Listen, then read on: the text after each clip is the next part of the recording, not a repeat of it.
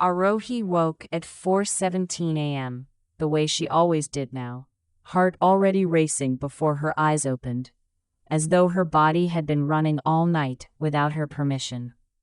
The fan above her head made its familiar dry wheeze. She counted the rotations the way some people count sheep. 1, 2, 3, 4, 37.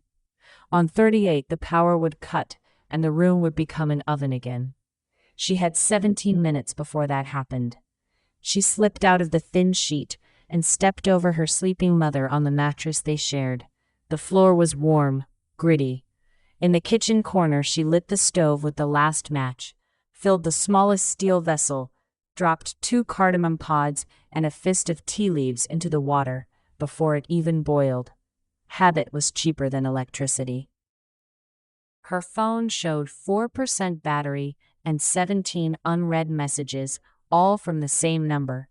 Payment due 1203, 8,450.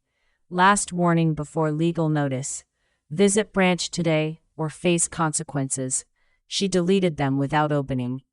Deletion felt like control, even if it was the smallest, most useless kind. At 5:20, she was already on the ring road, sitting sideways on her scooter, because the seat had torn 6 months ago, and the springs bit into her thighs. She wore the same sky blue polo every third day, turning it inside out on the off days. The logo above her left breast read, "Quick Serve, Food and More," in optimistic yellow. The optimism had worn off faster than the stitching. Today's first order was idli sambar to a flat in Model Town.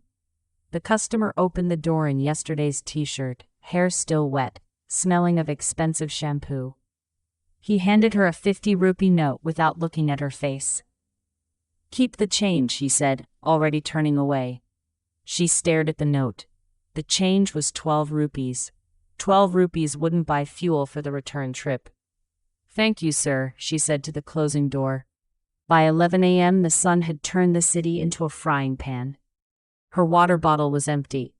She stopped at the traffic light near Fountain Chowk and accepted the plastic cup of water the traffic policeman offered without comment. She drank half, saved the rest. Lunch break was 23 minutes. She parked in the shade of a hoarding that advertised a housing society she could never afford. Ate half a paranta wrapped in newspaper, saved the other half for dinner. Checked her phone again. New message from Ma. Doctor said Papa needs MRI. They want 14,000 advance. What to do? Arohi closed her eyes. The numbers swam behind her lids. 8,450, loan EMI overdue. 14,000 MRI. 3,200 scooter repair, front tire plus chain. 1,950 mother's blood pressure medicine for 3 months. 742 rupees in bank account. Total weight, 27,342 rupees, more than she had. She opened her eyes. A child in the next lane was selling yellow roses through car windows. The boy couldn't have been more than 9. When no one bought, he didn't cry. He just moved to the next car. Arohi recognized the look. She had worn it for 3 years now. At 4:42 p.m., the scooter coughed twice and died on the overbridge. No fuel. She pushed it 300 meters to the petrol pump, sweat running into her eyes. The attendant knew her face. 20 rupees only today, he asked. She nodded. He poured 20 rupees worth of petrol. She gave him the 50-rupee note from Model Town.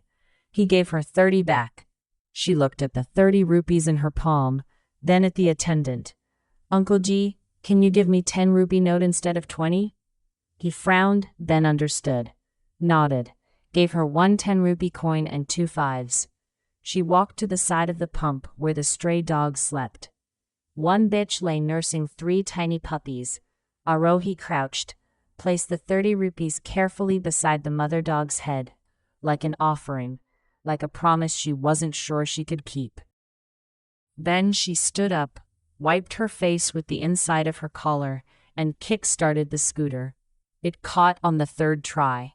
She rode home through the thickening evening traffic, past the wedding lights, past the malls she never entered, past the billboards promising happiness in easy monthly installments. When she reached the narrow gully, the power was back. The tube light in the stairwell flickered once and stayed on. Her mother was sitting on the steps, holding a folded piece of paper. "Doctor called," Ma said quietly. "Someone paid the MRI advance this afternoon. Full amount." Arohi froze. "Who?" Her mother opened the paper. It was a receipt. At the bottom, in the paid by column, someone had written in neat capital letters. A well-wisher. No name, no phone number, just those 3 words. Arohi sat down beside her mother. Neither spoke for a long time. Finally she whispered, "Maybe tomorrow will be lighter."